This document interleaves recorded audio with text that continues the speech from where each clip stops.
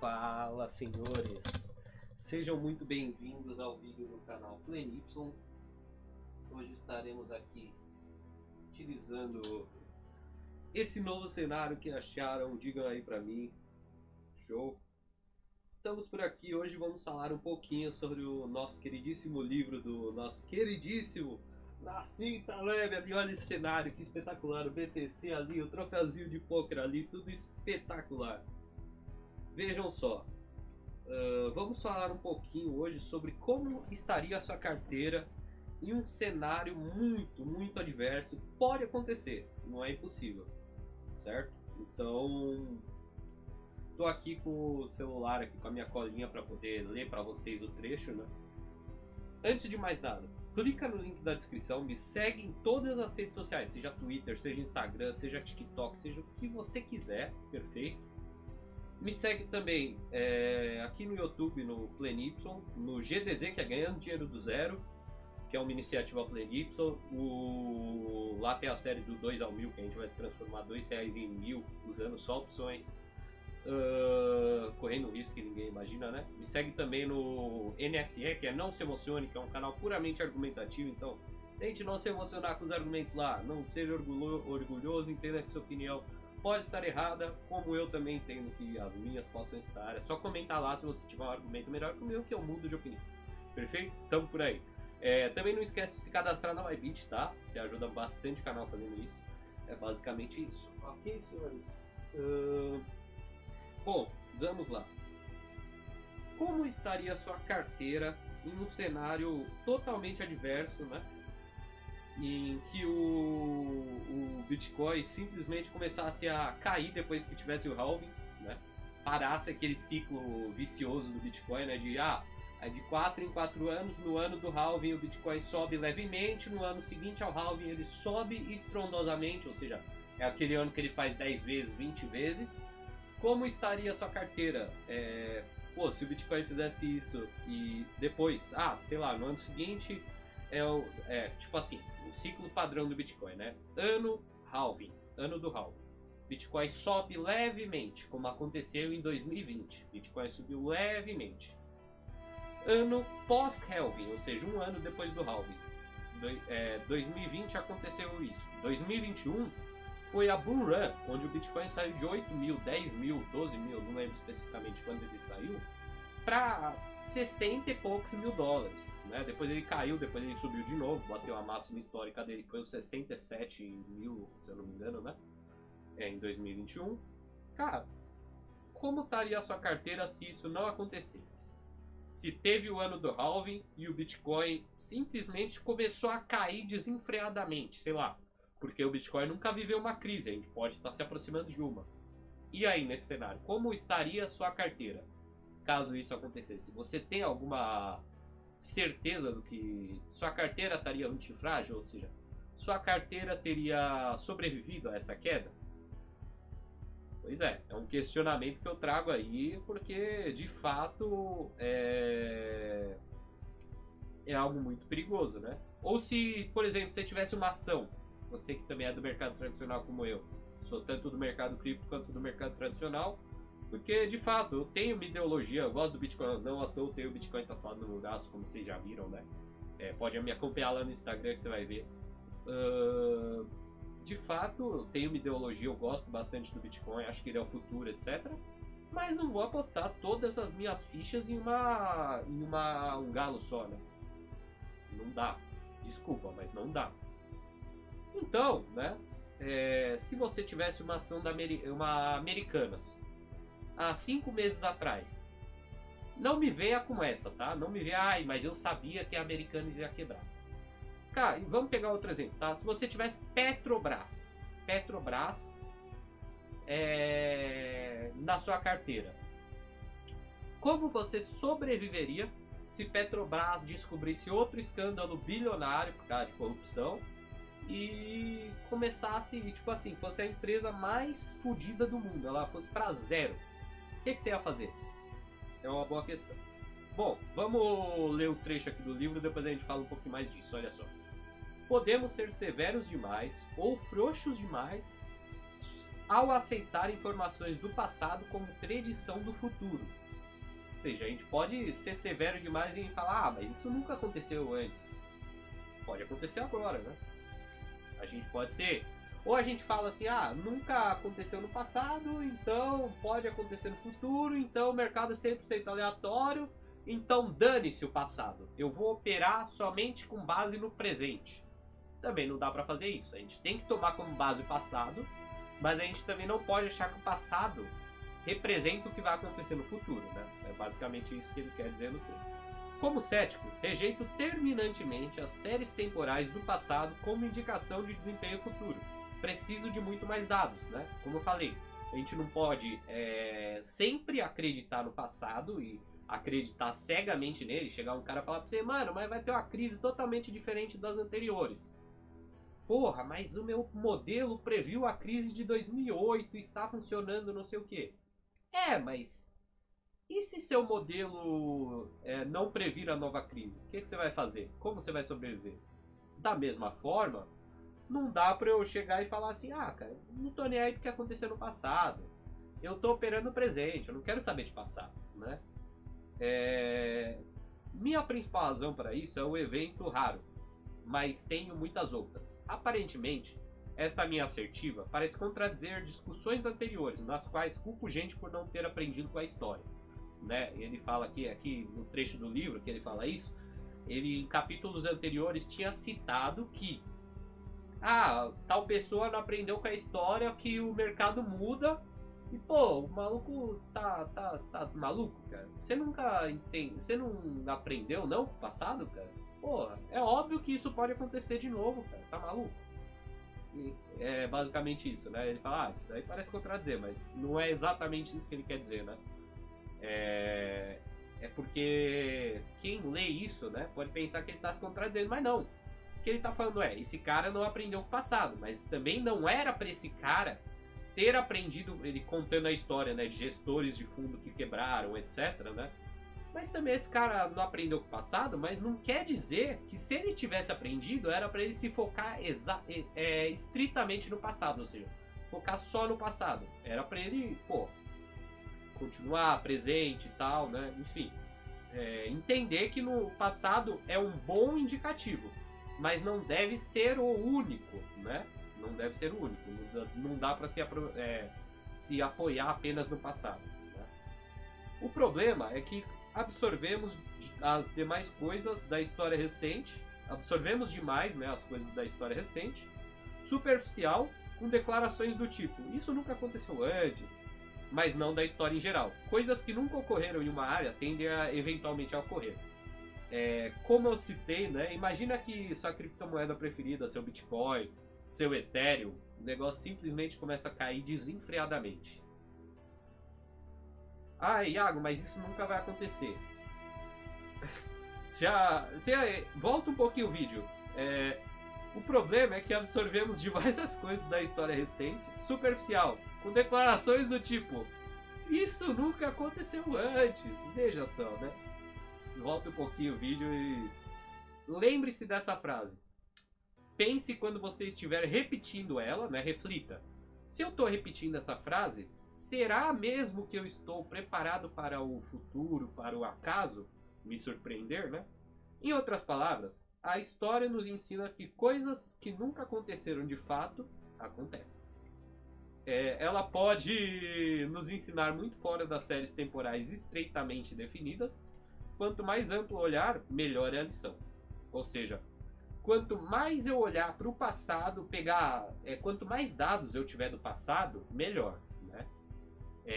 Porém, né, a história também pode ensinar muito sobre as séries temporais, né? Também pode nos ensinar muito fora, né, do que o passado mostra. Ou seja, por exemplo, imagine que eu vi na história que as pessoas, quando está prestes, né, a ter uma crise, as pessoas tendem a buscar muito mais por bolsa, por não sei o que, por cripto, por não sei o que, etc.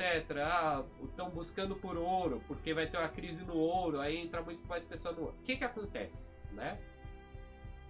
existe, né? E aí, mas é teoria da conspiração, não sei o que. Cara, é fato, tá? Se você olhar os dados, isso aconteceu. Eu não tenho como te provar, não tem. Porém, correlação também não implica em causalidade, mas toda vez que isso aconteceu, aconteceu. Quando ações, bolsa, pessoas entrando na bolsa aumenta, tende a ter uma crise. Por quê? Na minha visão, na minha teoria da conspiração maluca, é porque grandes milionários controlam a mídia, grandes milionários, grandes pessoas têm muitas ações ou muita coisa na bolsa, ou mesmo tem muitas criptos, vão lá e aumenta, olha, mídia, fala um pouquinho disso, fala um pouquinho dessa ação que ela é legal, fala um pouquinho daquilo, porque eles são muito bem relacionados, isso é fato. Se a mídia fala disso, mais pessoas vão tender a conhecer isso e mais pessoas vão tender a entrar nisso. Naturalmente, mais pessoas entrando, eu tenho mais liquidez. O que eu preciso para vender os meus ou os meus milhões de ações? De liquidez, para eu não sair. Porque assim, todo dia tem 1000 ações sendo vendidas, 1000 ações sendo compradas, em média. Se tem 1001 sendo compradas e 999 sendo vendidas, significa que aquela ação tende a subir.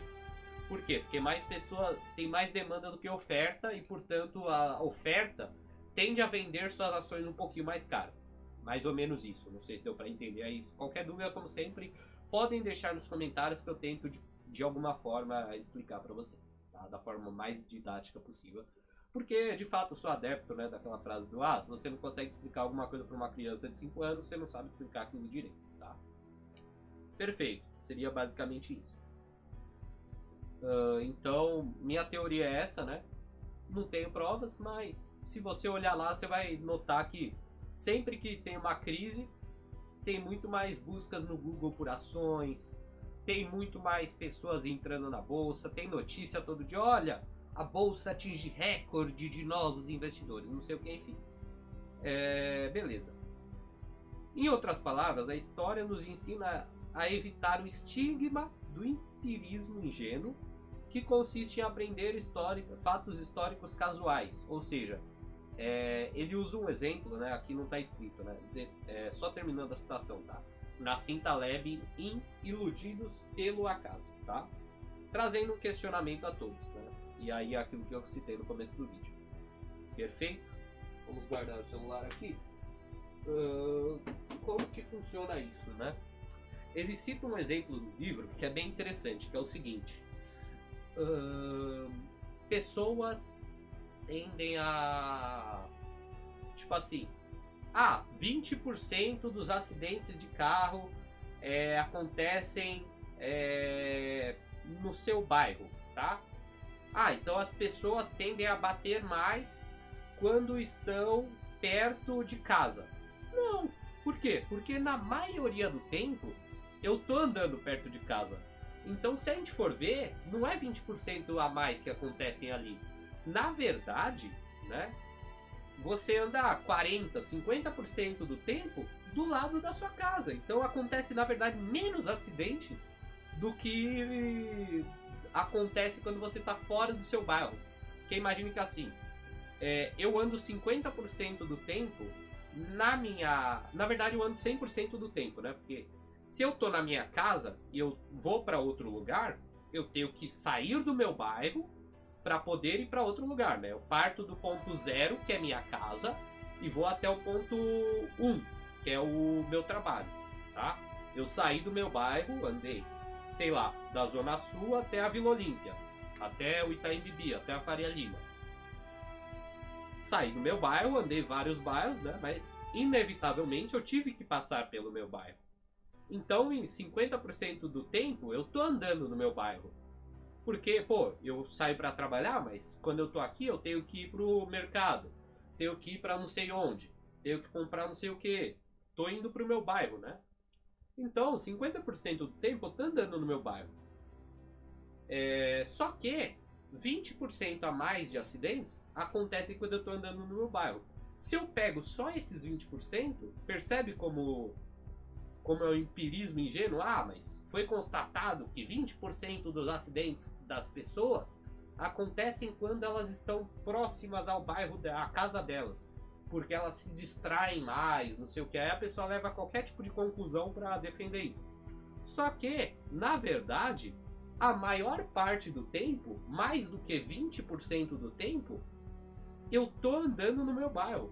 Tô andando 50% do tempo no meu bairro, enquanto em 20% dele tá tendo acidente. Ou seja, na verdade tem menos acidente quando eu tô andando perto de casa do que quando eu tô fora de casa, que é um bairro que eu não conheço. Mais ou menos isso o exemplo que ele usa no livro. Não sei se deu para entender, como sempre, qualquer dúvida deixa um comentário. Seria basicamente isso. Enfim, agora partindo para a parte da carteira, né? Cara, como eu construo uma carteira antifrágil, Iago? Cara, existem vários e vários métodos. Primeiro, tá?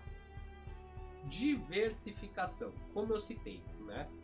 Não adianta eu chegar, eu e Iago, né? Isso foi uma coisa que eu aprendi em 2021, e é claro que eu vou falar aqui, muita gente não vai ouvir, porque de fato eu também não escutei, né?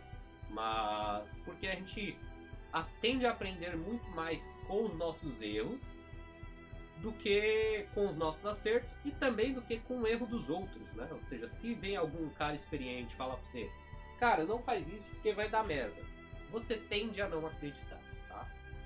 E se você acreditar, não é tão forte quanto você fazer aquela merda e se ferrar por ela. Mais ou menos isso, ok?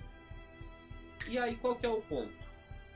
O diversificar, ou seja, não estar só em cripto. Mas Iago, eu tenho minha filosofia, que eu prometi pra mim mesmo que eu ia estar só em cripto. Tá bom, cara, seja feliz, mas o aviso foi dado. Diversificação. A bolsa vai quebrar daqui 10 anos, Iago. Não interessa. É melhor eu perder 50% na bolsa porque ela quebrou daqui 10 anos e ganhar 1000% nas criptos porque todo o dinheiro da bolsa veio para as criptos, do que eu estar só em criptos e virar uma ditadura maluca no mundo, onde eu só tenho a bolsa, as criptos foram proibidas de algum modo, né? Porque é claro, ninguém sabe como proibir as criptos ainda, né? Mas no futuro, cara, sei lá como podem fazer, mas podem tentar, né?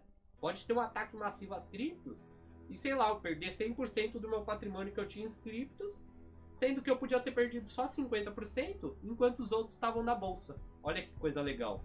Eu tava privado aqui nas criptos, eu tava com a minha privacidade garantida. O governo veio lá, atacou minhas criptos. Eu perdi 100% das minhas criptos porque o governo descobriu a forma de foder o Bitcoin. Perdi 50%, mas ainda tenho 50% em bolsa. Olha que coisa legal. É claro que a bolsa poderia ter desvalorizado junto com as criptos e tal, mas enfim, né? Aí você pode brincar com outras coisas. Eu dividi 33% em cripto, 33% em bolsa e comprei 33% em imóveis, né? Eu comprei um imóvel aqui em São Paulo, lá na Faria Lima, que eu tô deixando para especular. É meu único imóvel, então o governo, num dia que ele tiver maluco e falar assim, só pode um imóvel por pessoa, porque a gente vai ajudar as minorias e não sei o que, eu só tenho um imóvel. Tá lá para especulação, eu tô morando de aluguel? Tô, mas tá lá, né? 33% garantido nele. Então, cripto foi pro espaço, bolsa foi pro espaço. Eu ainda tenho 33% do meu patrimônio, sei lá, eu tinha 1 milhão, eu ainda tenho 330 mil. E o imóvel que eu tenho, cara, 330 mil é melhor que zero, né? Ao passo que, é melhor eu ter 50% de alguma coisa do que ter 50% de nada, cara. Do que ter 100% de nada, né? É mais ou menos isso que eu quero chegar, entendeu? Então, o primeiro passo é diversificação, certo? Segundo passo, vamos ver primeiro quanto tempo tá esse vídeo? Só um segundo. Vamos ver quanto tempo tá. Tá 19 minutos, a gente já acaba aí, tá? Aí a gente parte pra fase 2, pra parte 2 desse vídeo, tá? Vamos fazer uma parte 2. Deixa eu ver só como tem ali o quadro aí que eu dei uma chutada aqui no tripé. Tá certinho, show. Tá certo, tá certo. Beleza. Segundo passo diversificação dentro da diversificação. Ou seja, eu não posso ter cripto e ter só uma cripto, eu não posso ter só Bitcoin. Os maximalistas vão ficar putos. dane-se, eu não posso ter só Bitcoin. Tenho que ter várias criptos de forma que o Bitcoin é a que vale mais, é a mais segura, de fato. Então, meu maior percentual pode estar em Bitcoin. Mas não necessariamente eu tenho que ter só Bitcoin. Pelo contrário, eu tenho que diversificar dentro da diversificação. Então, eu não posso ter só Bitcoin. Eu não posso ter só ação. Não posso ter só Petrobras, por exemplo. Imagina que eu tinha só Americanas e Americanas quebrou. Que eu acreditava muito na Americanas e falava, é melhor eu ter uma que se valorize bastante do que ter várias que não se valorizam nada. Beleza, tenho ações, tenho fundo imobiliário, diversifiquei dentro da bolsa, dane-se. Quantos ativos eu tenho? É claro também, né? Tipo, você não pode diversificar em 100 ativos. Pelo contrário, tipo, na bolsa eu tenho 6 fundos imobiliários, nas criptos eu tenho 7 criptos que eu tô rodando. Enfim, também eu não acho que mais do que 20, 10 ali seja o ideal. Acho que no máximo umas 10, 20 criptos, no máximo umas 10, 20 ações ali, no máximo 10, 20 imóveis também, né? Enfim. Mas você tem um imóvel, cara, pô, às vezes você quer ter só um, sei lá, né? Às vezes também não dá pra ter vários, porque imóvel é mais difícil de diversificar, de fato, né? Pô, o imóvel custa 200 mil, eu tenho, sei lá, 1 milhão. É complicado diversificar em vários e vários imóveis e ao mesmo tempo de dividir essa porcentagem em ações. Agora, se eu tenho 10 milhões, aí é mais tranquilo, eu posso comprar uns 10 imóveis, 9 imóveis, 6 imóveis e vou diversificando o resto, tipo em ações, em cripto, e assim vai, entendeu? Dá para fazer essa diversificação, mas também não dá para diversificar muito. Por quê? Porque senão você acaba se perdendo, entendeu? Você acaba ficando muito disperso, tendo que cuidar de muita coisa e de fato, cara, se perdendo ali no meio. A não ser que você tenha 10 milhões de funcionários, falar assim, ô gente, eu vou criar uma empresa para gerenciar minhas carteiras, olha que legal. Se você é um bilionário, talvez valha a pena, né? Sei lá. Mas enfim, entendeu o que eu quero dizer? É basicamente isso. Não esquece de clicar nos links da descrição e me seguir em todas as redes sociais, criar sua conta na Bybit, que é espetacular, tá ali na minha direita. Você tem outras opções também, como trades, opções, etc. A gente vai falar tudo disso no próximo vídeo, tá? A parte 2 desse daqui. E é basicamente isso, perfeito? Agradeço a todos, um ótimo fim de semana, uma ótima semana e estamos juntos.